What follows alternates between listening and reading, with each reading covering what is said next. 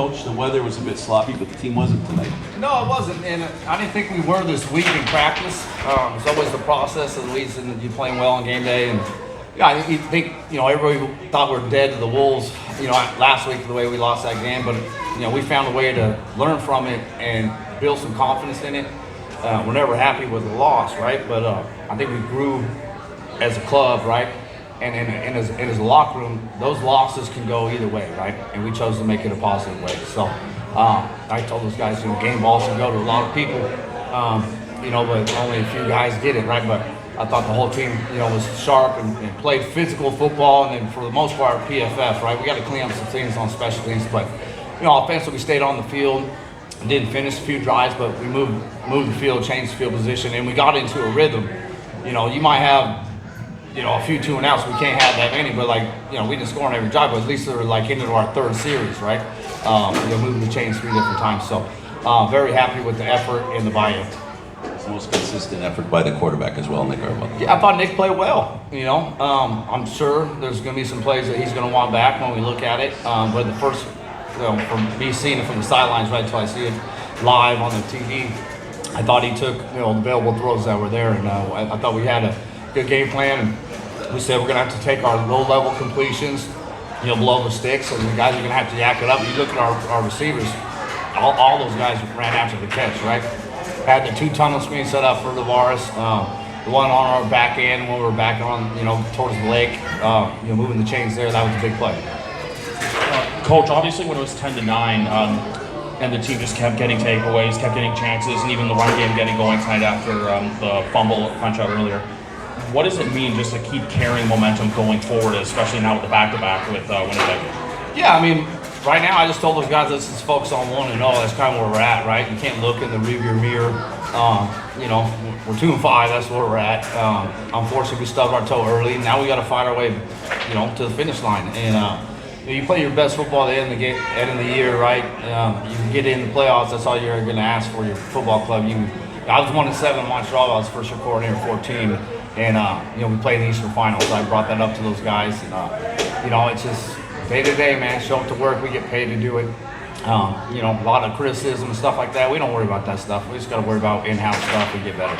And then with the defense, with Collaros being out for the second half, are there any adjustments made, or is it just treat the quarterback the same whether it was Collaros, whether it was Strebler in there at center? Yeah, we had our plan, and we didn't know Zach was going to play, right? So we found out, day 2 of our work week that Zach was going to play, and we knew they're going to heavy dose of Brady, right? They're going to try to protect Zach, and they're going to try to protect Strebler to a point, just run the ball, and then he can get effective on the edge. And I thought he did some decent stuff on the edge. That's what he does. He's a good football player too.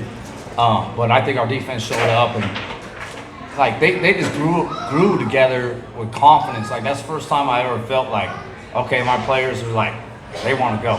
No matter what the score is, no matter what the situation is, these guys believe in each other. They want to go, and that's what great teams do, right? And we're far from that. But I felt like the confidence in that locker room kind of grew together, and that's why you get the results that you get. I was just going to say, just one more for me. Obviously, the news broke during the game that Chad is going on the 6-man list. I just wanted to know, is there anything that's changed since this week for that to occur? Well, I think it's a smart decision, right? There's a lot of, uncertainty when it comes to that. We got to look after, Chad, the organization. We got to do right by him. We can't just force his hand, hey, let's play. We're not sure yet, right? When we're fully sure on the situation, collectively, we'll make that decision. He's willing to play, but at the same time, we're going to put him on the field when he's ready to play. And who knows? That could be week to week, but, he's working at it. He wants to be there for his brothers. And then, you looked at him today, he was a great leader on the sideline. He's always around. When he's around, he makes us better on or off the field. So. And when the time comes, we'll make that decision. But it's got to be collectively, and we got to, all doctors and Chad and myself and Pinball, we got to make a decision when is the right time, and we won't make that decision until it's the right time. Ryan, is there something about Winnipeg that seems to agree with the way you guys play and the way you can game plan against them? It's 4 straight now. Yeah, I don't know that. I think the one thing Nick did a great job. He took the easy completions, right? We said, hey, we got to have a completion game. Sometimes 2nd and 10, we're going to take a 5-yard hitch and just throw it, and we're going to yak it up, right? So thought he had a good plan. We played a little bit 4-by-1 more than we had in the past. You know, trying to attack them a certain way. So, you know, we only got to half of our plays, and that's the best thing when you go back to back. You know, you got something to pull from. I didn't try to get too heavy, but there's a lot that we're gonna, you know, add to this game plan that we have already. So, yeah, I'm just happy for those players. I think it's just a load they need to get off their chest, right? Just winning a football game. So it's more for those guys than the coaching staff. What'd you make of Janarian's pass?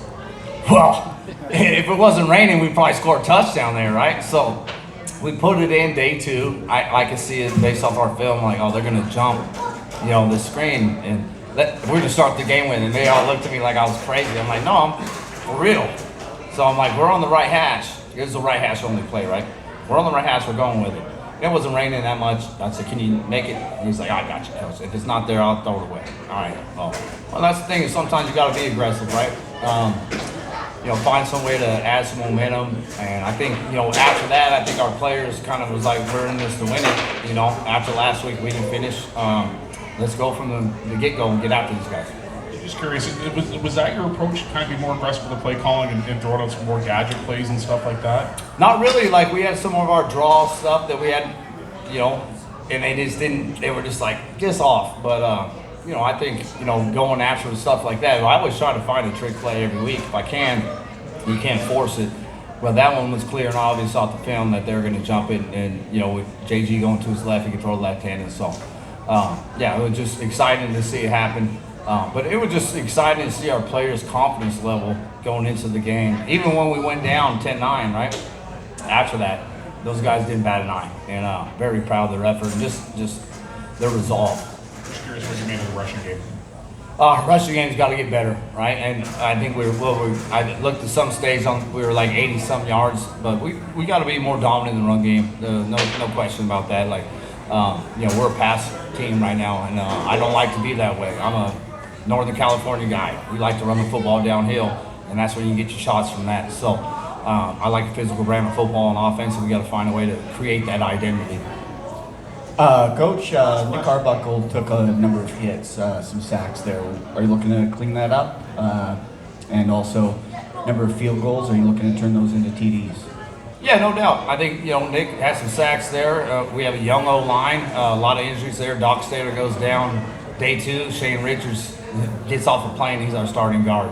So you anticipate a little bit of that, right? Boss is playing tackle. We had him penciled in as a guard. He's a young player. We're going to have some growing pains. That's part of it. But at the same time, they're younger players with a lot of youth that have a big upside. And it's up to our coaching staff to get the most out of them and develop them and build towards the future as far as winning the next football game. That's our main focus, but we have some youth in the room. We're going to have some growing pains with them, but we're comfortable with that, and we got to find ways to get better. Thanks, Coach. Thanks, Coach.